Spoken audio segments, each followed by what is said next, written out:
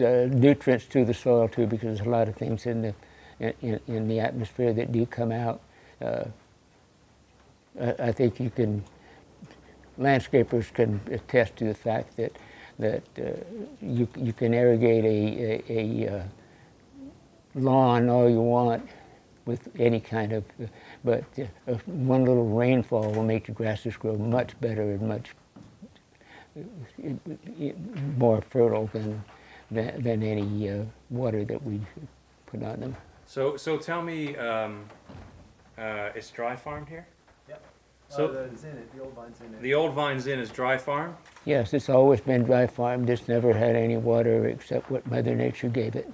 So how has irrigation worked for you as a farmer, and talk a little bit about irrigation, maybe the different ways that you've seen applied, and then into dry farming and the differences. Yes. Well, of course, everything was excuse me, was dry farmed. When I grew up, there wasn't irrigation for various reasons, because they didn't have available water, or they didn't have pumps that worked well enough to and economically enough to offset the cost or the added that irrigation would give. And I think the average farmer didn't realize that you can get higher production with irrigating anything. I'm not so sure the quality's that much better by irrigating.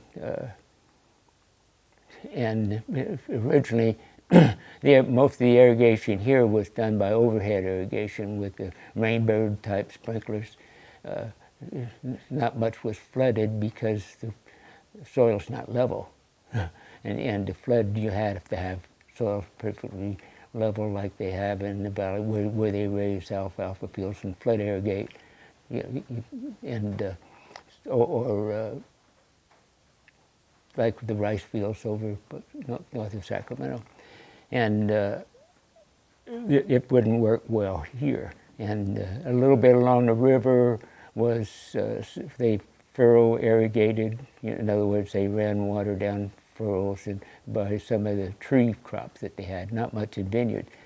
And then they came out with overhead irrigation, and that adds even water to the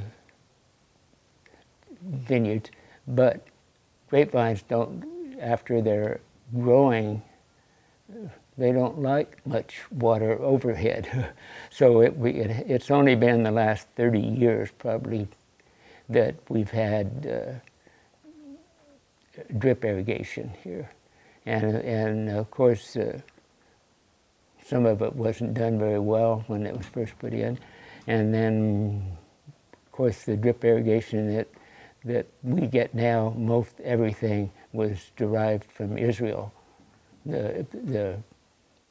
Most of the emitters that are used in all the vineyards here are imported from Israel. And we've tried making emitters here, and they work somewhat well, but not near as good as those do.